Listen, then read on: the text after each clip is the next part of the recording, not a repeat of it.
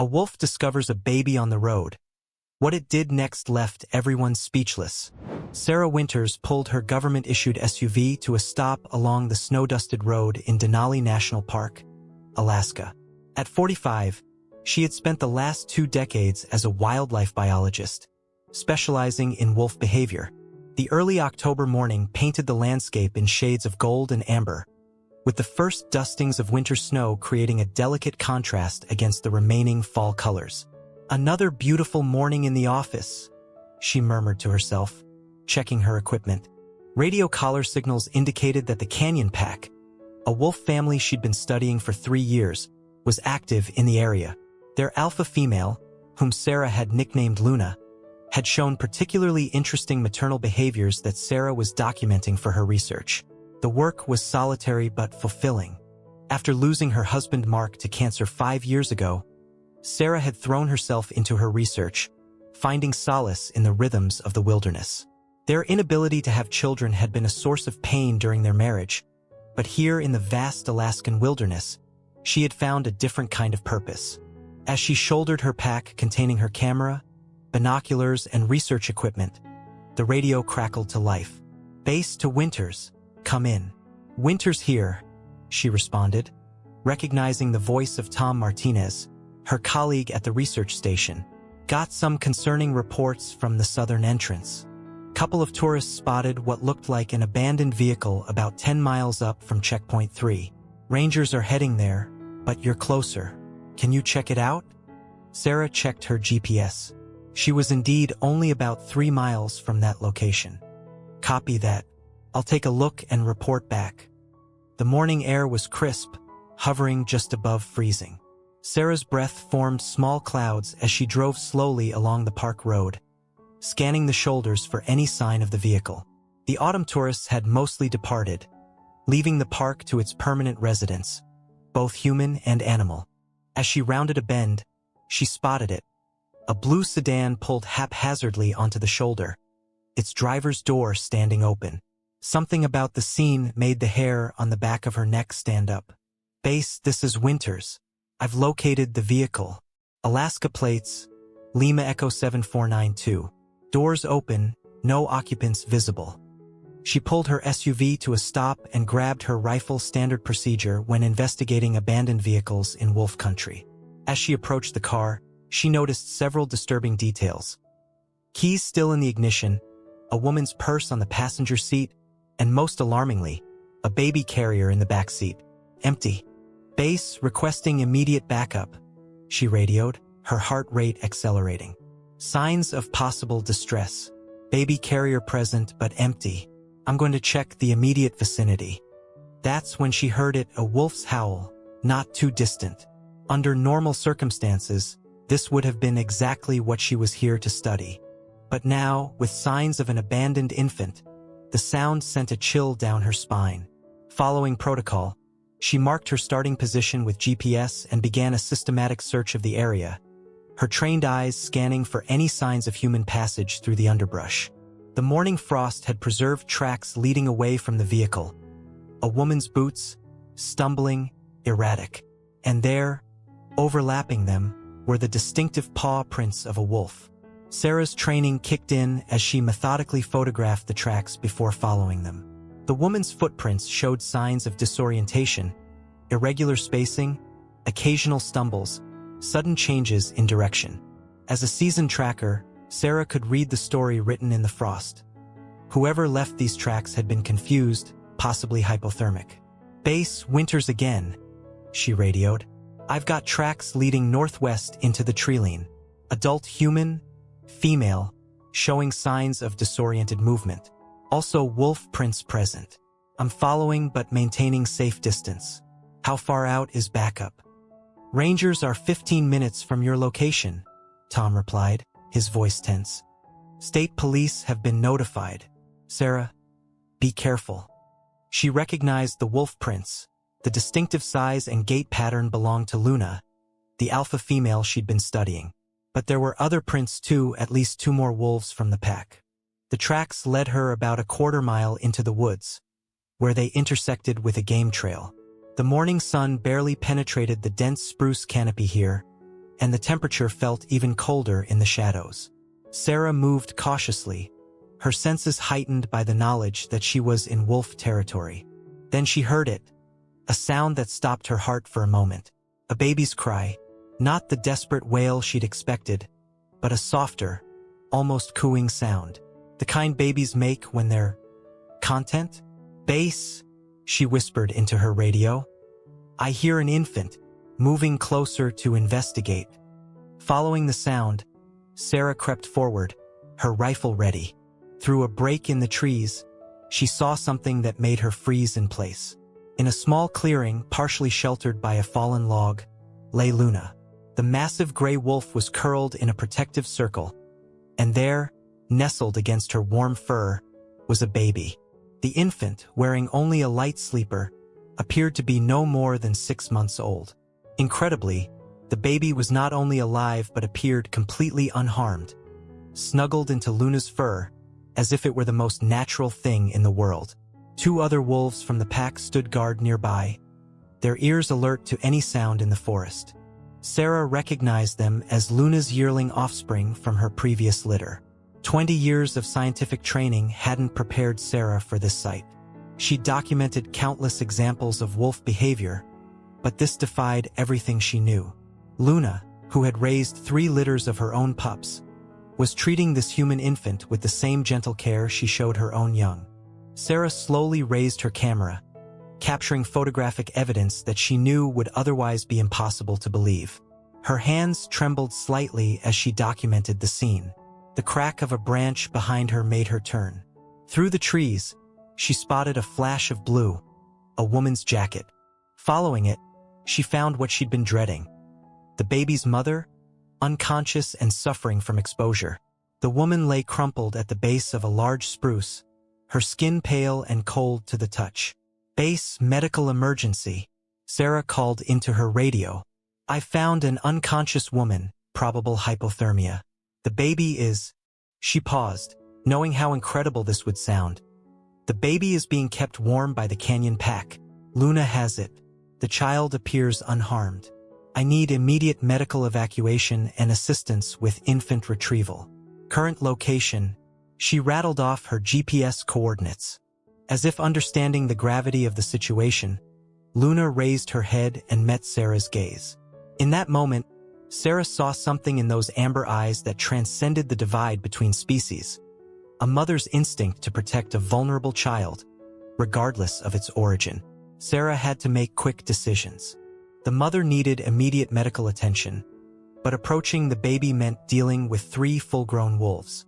Even though she knew Luna's pack well, they were still wild animals protecting what they now considered their charge. Luna, she called softly, using the same calm voice she'd employed during years of observation. Easy, girl. The wolf's ears twitched in recognition of her voice. Sarah had never directly interacted with Luna before. Her research required maintaining distance.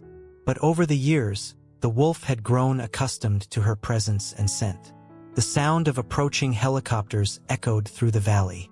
Luna's offspring became restless, but the alpha female remained calm, her body still curled protectively around the infant. Tom's voice crackled over the radio. Search and rescue is 2 minutes out. State police and paramedics right behind them. What's your situation? The mother's pulse is weak but stable, Sarah reported, keeping one eye on the wolves while checking the unconscious woman. Temperatures dangerously low. As for the baby, she paused, watching as Luna actually adjusted her position to better shield the infant from the cold. It's a situation I've never seen before. The helicopter's approach sent the younger wolves retreating into the forest, but Luna stayed put. The downdraft from the rotors stirred up leaves and snow, yet the wolf remained steadfast, sheltering the baby from the debris with her own body. As the rescue team arrived, Sarah found herself in the unusual position of having to protect the wolf as much as the humans. Hold your positions, she shouted to the approaching officers, some of whom had drawn their weapons. The wolf isn't a threat. She's protecting the baby. Dr. Helen Martinez, the park's medical officer, reached Sarah first. My God, she whispered, taking in the scene. In 20 years of mountain rescue, I've never... Focus on the mother first, Sarah directed. She's critical. I'll handle the baby retrieval. While the medical team worked on the hypothermic woman, Sarah faced her greatest challenge, separating Luna from the infant. She could tell by the wolf's body language that simply approaching would be dangerous, despite their years of distant familiarity. Then she remembered something from her research: Luna's distinctive reaction to her pup's distress calls. Making a decision, Sarah pulled out her phone and played a recording she'd made of wolf pup vocalizations. Luna's ears pricked forward. Taking advantage of the wolf's momentary distraction, Sarah began softly singing a lullaby, the same one her mother had sung to her as a child. The combination of familiar human voice and wolf pup sounds created a bridge between their worlds. Slow. In be in. Sarah up project. Luna watched intently but didn't growl. When Sarah was within arm's reach, she kept singing while gradually extending her hand. The wolf's nose twitched, taking in her scent. "Thank you," Sarah whispered to Luna. "You did good, girl. You kept this little one safe. Now let me help." Whether it was the tone of her voice, the years of peaceful observation, or some deeper understanding, Luna slowly uncurled from around the baby. The infant, surprisingly warm and content, blinked up at Sarah with bright blue eyes. As Sarah carefully lifted the baby, Luna stood and backed away, but remained watching. The medical team quickly took the infant, whisking it to the waiting helicopter for examination. Female, approximately 6 months old, Dr. Martinez called out. Temperature normal. No signs of distress or injury. It's a miracle. The mother, now being treated in the other helicopter, would survive as well, though she'd need extensive treatment for hypothermia and exposure. Luna stayed at the edge of the clearing until both helicopters departed. Just before she disappeared into the forest, she turned to look at Sarah one last time. In that moment, Sarah saw something that would forever change her understanding of these creatures. A depth of compassion that transcended species. 2 days later, Sarah sat in Denali Medical Center, waiting to speak with the baby's mother. The story had already made national headlines. Wolf guards lost baby in Alaskan wilderness. News crews had been calling non-stop, but the Park Service was carefully controlling information to protect both the wolves and the family's privacy. The baby, Emma Grace Porter, had been thoroughly examined and was perfectly healthy, a fact that amazed medical professionals. Her mother, Jessica Porter, had finally regained consciousness and was stable enough for visitors. Sarah entered the hospital room to find a woman in her early 30s, dark circles under her eyes but alert. Baby Emma slept peacefully in a bassinet beside her bed. "You're the biologist who found us," Jessica said softly. "They told me what happened. About the wolf. I want to know everything." Sarah pulled up a chair. "First, I'd like to understand how you and Emma ended up there." Jessica's story emerged between tears. She was fleeing from an abusive husband in Seattle, trying to reach her sister in Fairbanks. "I thought I could make the drive," she explained. "But Emma was crying, and I was so tired. I pulled over to feed her, and then my car wouldn't start. No cell service. I thought I saw lights through the trees, so I took Emma and started walking." She paused, gathering strength. "The cold came on so fast. I was disoriented. I remember tripping, and Emma rolled away from me in her blanket. I heard wolves, and I tried to get up, but my body wouldn't move. The last thing I remember was seeing a large gray shape approaching my baby, and then everything went black." "That was Luna," Sarah explained. "The alpha female I've been studying for years. She has pups of her own, and somehow..." Sarah shook her head in wonder. She recognized Emma needed help. Instead of seeing prey, she saw a baby in need of protection. "But wolves are predators," Jessica whispered. "They're also highly social animals with complex family structures," Sarah explained. "Luna is an experienced mother. We've documented her caring for injured pack members and even adopting orphan pups. But this..." Sarah showed Jessica some of the photos she'd taken. "This is unprecedented." Jessica touched the photo of her baby nestled against Luna's fur. "She saved my Emma's life. The pack's body heat kept Emma warm through the night. Luna positioned herself to block the wind, just like she does with her own pups. When I found you, Emma was actually cooing, completely content. A knock at the door interrupted them. A police officer entered, looking grave. "Mrs. Porter, we've arrested your husband in Seattle. You and Emma are safe now. We'll need to take your statement when you're feeling stronger." After the officer left, Jessica broke down. "I was so desperate to protect her," she sobbed. "And when I couldn't, a wild wolf did what I failed to do." Sarah took her hand. "You didn't fail. You risked everything to save your daughter from a dangerous situation. And somehow, the universe sent another mother to help when you needed it most." Baby Emma stirred in her bassinet, and Jessica lifted her into her arms. "The doctors said there's not a scratch on her. They called it a miracle. In 20 years of studying wolves, I've learned that there's still so much we don't understand about them," Sarah said. Luna's pack could have seen Emma as prey, but instead, they recognized her as a vulnerable baby who needed protection. It challenges everything we think we know about the divide between humans and wild animals. The story of Luna and baby Emma captured hearts worldwide. Though Sarah worked hard with park officials to protect the wolves from overwhelming public interest, she knew too well how human attention could disrupt wild animal behavior.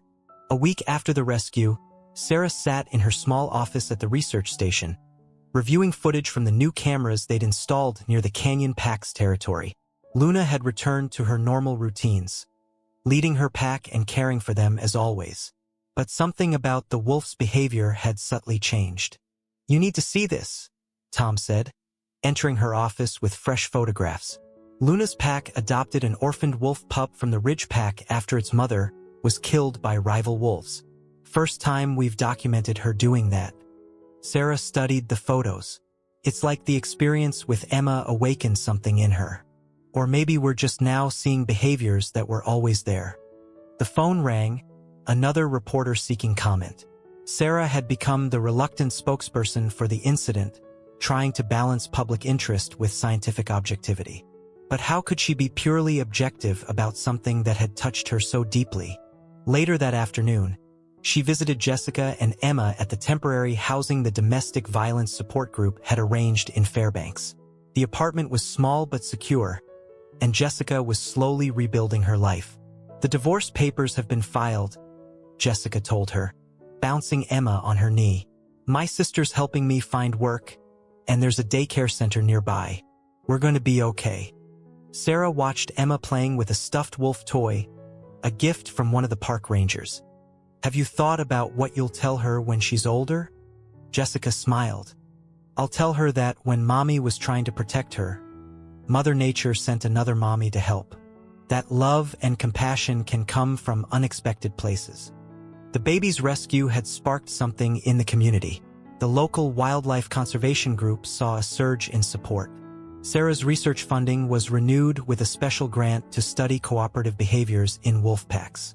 But more importantly, Jessica's story inspired other domestic abuse survivors to seek help. "Your story gives people hope," Sarah told her. "Not just about wildlife, but about humanity, about mothers protecting children, whether human or animal." "I've been thinking," Jessica said hesitantly. "I'd like to do something to help other women in my situation. Maybe work with the support group once I'm back on my feet. If Luna could show such compassion to my baby, how can I do any less for others?" Sarah nodded, understanding completely. Her own life had shifted too. The incident had reminded her that while she never had children of her own, she was part of something larger, the interconnected web of life and compassion that transcended species.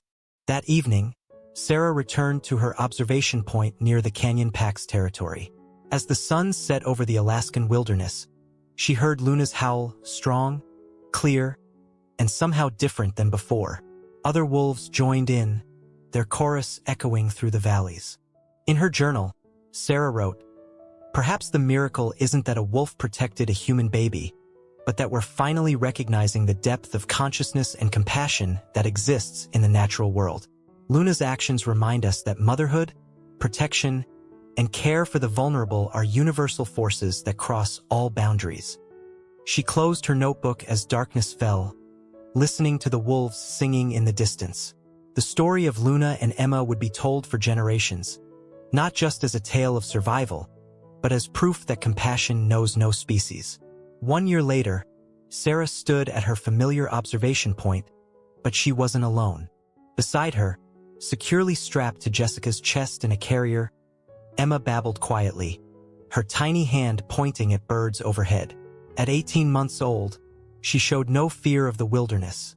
If anything, she seemed most at peace here among the trees and mountains. "Hard to believe it's been a year," Jessica said softly. She had transformed from the terrified woman Sarah had found in the woods. Now she worked part-time at the Denali Visitor Center, sharing her story with careful discretion and helping coordinate the park's new domestic violence outreach program. Her dark hair had grown out, and her eyes held confidence instead of fear. "Luna's still out there," Sarah said, adjusting her binoculars. "Her pack's territory has expanded, and she's raised another successful litter of pups." She didn't mention that she'd named one of the wolf pups Emma. Some things were better kept in field notes. The incident had sparked unexpected changes in wildlife management and research. Sarah's paper on cooperative behaviors in wolves had challenged existing paradigms about predator-prey relationships. More importantly, it had led to better protection for wolf habitats and more nuanced approaches to human-wildlife conflict resolution. "Watch," Sarah whispered, pointing to movement in the clearing below. Luna emerged from the trees, her coat silver-gray in the morning light. She was followed by her pack, including the adopted wolf pup now grown from the previous year. They moved with purpose, heading toward their hunting grounds. Emma made a soft cooing sound remarkably similar to the one she'd made that cold October morning. Luna paused, her ears swiveling toward them. For a moment, the wolf's amber eyes seemed to meet theirs across the distance. "She remembers," Jessica whispered. "Wolves have excellent memory," Sarah confirmed, "especially regarding experiences that impact their pack." The moment passed, and Luna continued leading her family through their territory. But the connection remained, a thread of understanding between species that had changed all their lives. Back at the visitor center, Sarah led a small group training session for park rangers about wolf behavior. The Luna and Emma story had become a careful part of their educational program, teaching visitors about the complexity of wolf social structures and the importance of protecting these intelligent predators. "The key," Sarah explained to her audience, "is understanding that wolves aren't the mythical villains of fairy tales, nor are they the completely domesticated animals we've made of dogs. They're intelligent, social beings with rich family lives and the capacity for unexpected behaviors." After the session, Jessica shared her story with a woman who had recently left an abusive situation. "When I was at my lowest," she said, "nature showed me that protection and love can come from the most unexpected places. It gave me the courage to build a new life." The story had rippled out in other ways too. The park had established a partnership with domestic violence shelters throughout Alaska, offering wilderness therapy programs for survivors and their children. Sarah's research station had received funding for a new study on emotional intelligence in wolves, challenging old assumptions about animal consciousness. That evening, Sarah added new notes to her ongoing documentation of the canyon pack. Luna's pack had grown, now numbering 12 wolves. They'd shown increasing examples of cooperative behavior not just within their pack but with other species, from ravens sharing their kills to careful avoidance of human settlements. Perhaps, Sarah wrote, Luna's protection of Emma wasn't an aberration but a glimpse into capabilities that were always there. Like empathy in humans, compassion in wolves might be a quality that grows stronger with expression and experience. 5 years after the rescue, Sarah sat at her desk, finalizing her book manuscript. Lessons from Luna, Redefining the Human-Wild Connection, had started as a scientific documentation but had evolved into something more profound. The publisher had already predicted it would redefine how people viewed wildlife conservation. The morning sun streamed through her office window as she read Jessica's contribution to the foreword. 5 years ago, I was a frightened mother making a desperate choice. Today, I run the Denali Wildlife Sanctuary's outreach program, helping other survivors find strength through nature. My daughter Emma, now in kindergarten, tells everyone that her first babysitter was a wolf. She's not wrong. Sarah smiled, remembering how much had changed. The Canyon Pack's territory had been designated a special research area, protected from the tourist trails. Luna was older now but still the alpha female, her leadership style having influenced a new generation of wolves. The pack had grown to become one of the most studied wolf families in North America, revealing previously undocumented behaviors of cooperation and intelligence.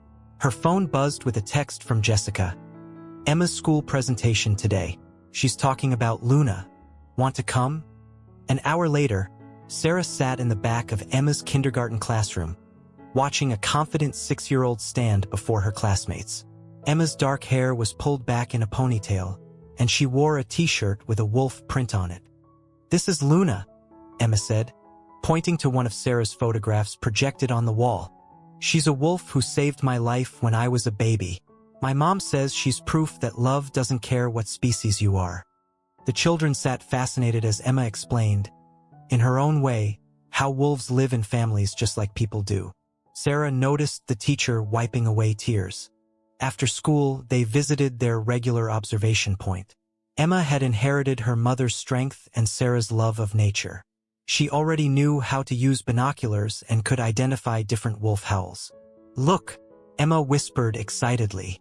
Through the binoculars, they watched as Luna emerged from the trees. Behind her trotted several younger wolves, her grandchildren now. Age had silvered her muzzle, but she moved with the same purposeful grace. "The pack has 3 new pups this spring," Sarah explained. "Luna's daughter is their mother, but Luna helps care for them, just like human grandmothers do." "Like my Aunt Claire helps Mom take care of me?" Emma asked. "Exactly," Jessica answered, hugging her daughter. "Families help each other, no matter what kind of family they are." Sarah thought about her own journey. Her research had expanded beyond wolf behavior to study the broader implications of animal consciousness and empathy. The Luna and Emma story had opened new dialogues about conservation and the human-wildlife relationship. That evening, as the sun set over Denali, they heard Luna's howl, a sound that had become a symbol of hope for so many. The pack joined in, their voices echoing across the valley. "Mom," Emma said, "can we howl too?" Jessica laughed. "Why not?" And so they did, a human child, her mother, and a wildlife biologist, adding their voices to the wolf chorus. Their howls were probably far from perfect, but they carried the joy of connection, of barriers crossed, and of love that transcended species. As darkness settled over the park, Sarah made her final notes for the day. Luna's legacy lives on not just in her pack, but in the lives she touched. She showed us that the wild isn't something separate from humanity. It's a reminder of what we can be at our best: protective, nurturing, and capable of unexpected compassion. Emma, who might have been lost, instead became a bridge between 2 worlds. And Jessica, who ran into the wilderness seeking escape, found not just safety but a calling. Perhaps that's the greatest lesson Luna taught us, that when we open our hearts to the unexpected, we discover that the line between human and wild, between them and us, was never as clear as we thought. In the end, we're all part of the same ancient story, one of survival, family, and love that knows no boundaries.